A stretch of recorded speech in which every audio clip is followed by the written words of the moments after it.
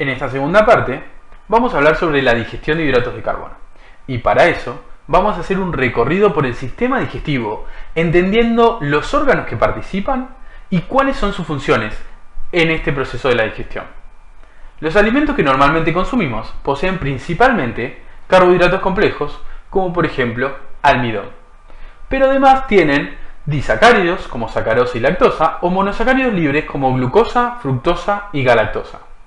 El proceso digestivo se encarga de transformar estos carbohidratos complejos en moléculas simples como monosacáridos, que nuestro organismo tiene la capacidad de absorber. De esto se trata la digestión de hidratos de carbono. La masticación es donde empieza el proceso digestivo. De esta manera trituramos la comida en la boca y ayuda a la hidratación de moléculas complejas como el almidón. Al introducir en la boca y masticar el alimento, se estimula la secreción de saliva, la cual ayuda a homogeneizar y lubricar los alimentos.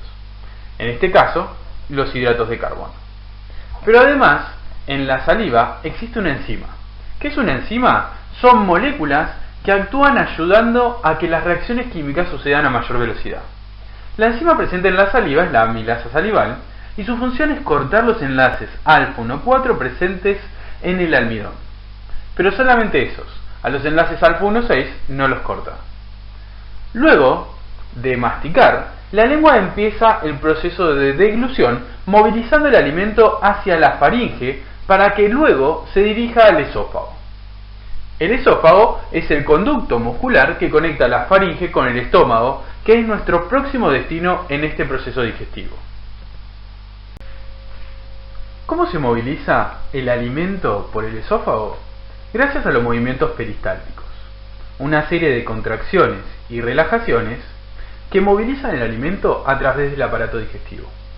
En esta segunda etapa, los hidratos de carbono presentes en los alimentos llegan al estómago. Siempre que ingrese alimento al estómago, las células parietales, un tipo de células presente en este órgano, son las encargadas de secretar ácido clorhídrico. Y es por eso que el pH del estómago se encuentra en valores tan ácidos, entre 1,5 y 2,5.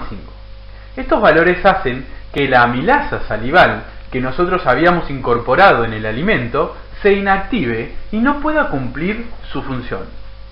Se puede decir que en el estómago los hidratos de carbono no sufren grandes cambios digestivos. Al pasar los contenidos del estómago al intestino delgado, se produce una disminución del pH en el intestino y genera que las células del mismo liberen una hormona, la secretina. Esta es una molécula que viaja por la sangre, llega al páncreas y hace que éste libere bicarbonato en el intestino para ayudar a aumentar el pH hasta valores normales entre 7 y 8. Pero no solo eso, sino que también el páncreas va a liberar una enzima, la amilasa pancreática, que al igual que la amilasa salival, va a cortar los enlaces alfa-1,4 presentes en los carbohidratos que llegaron hasta esta etapa del proceso digestivo. Seguimos degradando moléculas complejas para transformarlas en moléculas simples. Los enterocitos son las células que recubren la superficie interna del intestino delgado.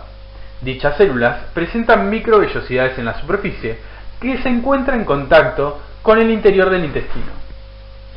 Es por la comparación que esta superficie se denomina borde en cepillo. En esta membrana, formada por células, se encuentran unas enzimas llamadas disacaridasas. Y su función es romper los disacáridos en los dos monómeros que lo forman. Por ejemplo, la lactasa se encarga de romper el disacárido lactosa, rompiendo el enlace O-glucosídico que une la glucosa con la galactosa. Por otro lado, la sacarasa se encarga de separar los dos monosacáridos que forman la sacarosa, glucosa y fructosa. De esta forma, nos aseguramos de completar el proceso digestivo y obtener los carbohidratos más simples que las células del intestino pueden absorber. Como resultado del proceso digestivo, se han obtenido en el interior del intestino carbohidratos simples como glucosa, galactosa y fructosa. Pero ahora estos deben ser absorbidos por las células del intestino para que nuestro cuerpo los pueda utilizar. Y para eso se necesitan transportadores. Estos transportadores son moléculas ubicadas en la membrana de los enterocitos que ayudan a que los monosacáridos atraviesen dicha membrana y puedan llegar al interior de estas células. Existe un transportador que lleva hacia el interior conjuntamente glucosa o galactosa con sodio.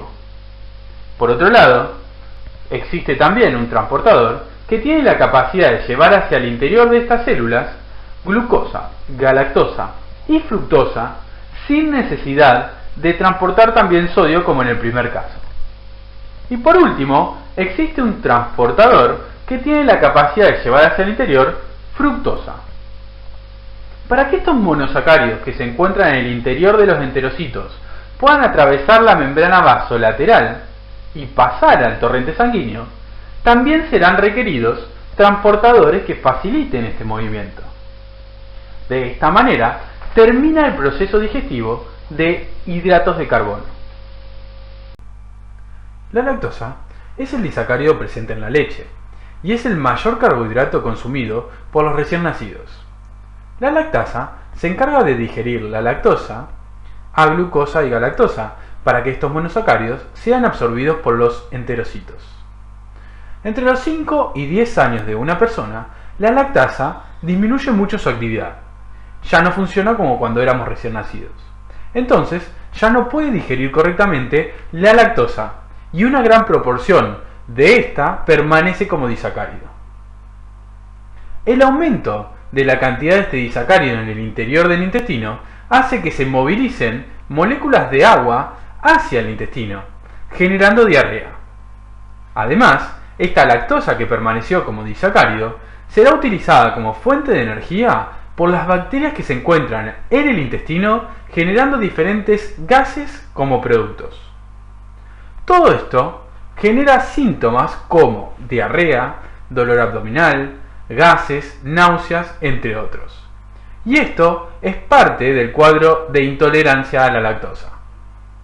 El 75% de la población mundial sufre de intolerancia a la lactosa. Y para su diagnóstico existen diferentes estudios. Uno de ellos consiste en suministrarle al paciente una cantidad grande de lactosa en la dieta y medir la cantidad de glucosa en sangre luego de la ingesta. Si no se observa un aumento en la concentración de glucosa en sangre, es porque la lactosa no se está degradando en el intestino y por lo tanto no se está absorbiendo glucosa por los enterocitos. Sin embargo, hay enfermedades que pueden interferir con la eficiencia de este test.